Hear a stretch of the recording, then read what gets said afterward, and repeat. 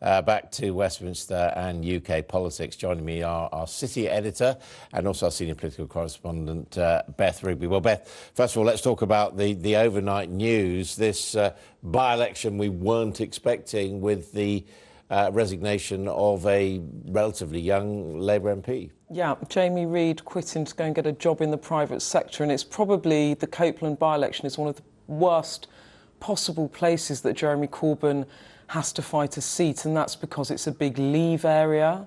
So 62% of the constituents there wanted to leave the EU, so that's a big test for him on his EU policy. It's got a big nuclear industry there, and of course, what's his position on Trident and nuclear energy, so that's an issue. And then lastly, I think it could really open the can of worms over Labour's difficulties over immigration policy, where those London MPs who are very pro-immigration and don't want to cap numbers or set any parameters on immigration are coming up against those MPs in Northern Heartlands who are very nervous about the UKIP Fox in their midst. And so there's a lot of things going on in this election. It's going to be closely watched. And Jeremy Corbyn is in actually quite danger of losing that seat.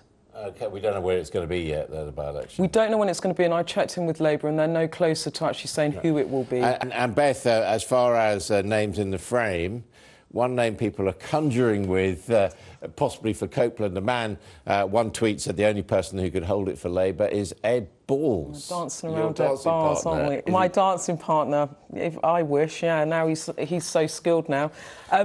There are rumours that Ed Balls is planning a return to Parliament next year, and I spoke to a Labour source yesterday who said that they would be very surprised if Ed Balls is not back in Parliament next year. When it comes to Copeland, not that an attractive seat, because it could be very difficult to win, and also it's going to be affected by boundary changes. But, Adam, I think there's a bigger picture in that. When MPs and sources are talking about him potentially coming back, what it suggests is there are a number of MPs who are planning to step down as Labour MPs. They might have a better job offer in the private sector, and that is very unusual in an opposition government. Basically despondent about Jeremy Corbyn. But as you and I know, that typically happens when a party has been in government for a long time and MPs can see the writing on the wall that they're going to be out of power, and then they start leaving Parliament. To have that happening when you're the opposition... Yeah. That is bad news. Also, as we said, if the by-election, as we expect, is early in the new year, that will clash with Ed Balls' Strictly tour. So, where I hope he will be doing a rumba, because we never quite got there, did we? OK. This is All Out Politics, and now for The View, looking at the opinion pages of the newspapers. And... in the world of politics, many lips are being licked at the unexpected by-election in Cumbria we were just talking about, caused by the resignation of the Corbyn basher Jamie Reid.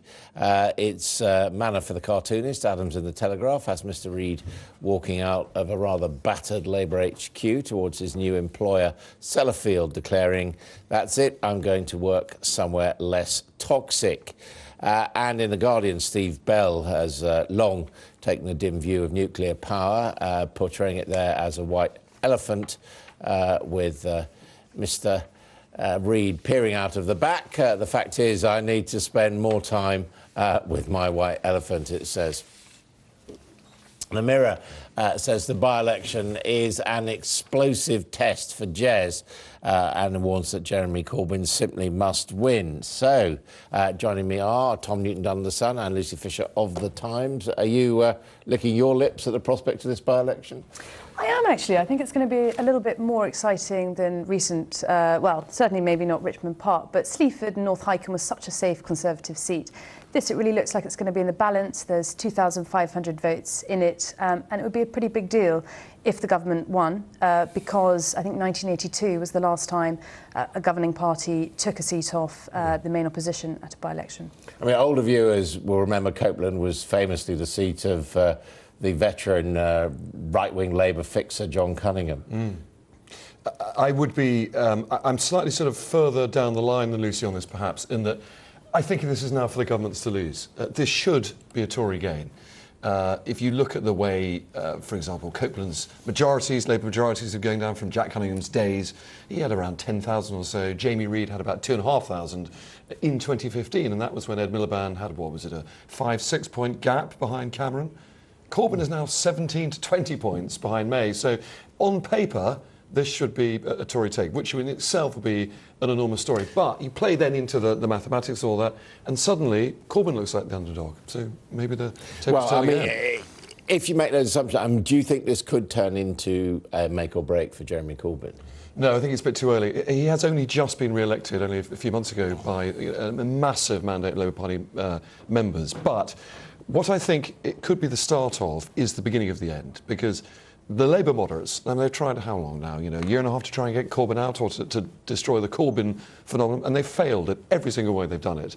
The only way they've come to the conclusion of doing it now is to exposing him in front of the actual voters, the one that really matters, the people who decide who governs the country. So by-elections like this, one after the other, and I don't think Jamie Reid will be the last, either on purpose and part of a plot or just because people want to go, are their way of proving that his time will be up. And Lucy, the sort of two big local issues cut to the divisions in Labour in different ways. On the one hand, this is a constituency that voted for Brexit, although Jamie Reid was a Remainer.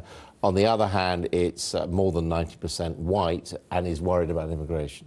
That's absolutely right. I mean, it does expose the fault lines in Labour. Labour's going to have to come up with a position here on immigration and on Brexit. It doesn't help Labour that next door seat or nearby seat is Tim Farron.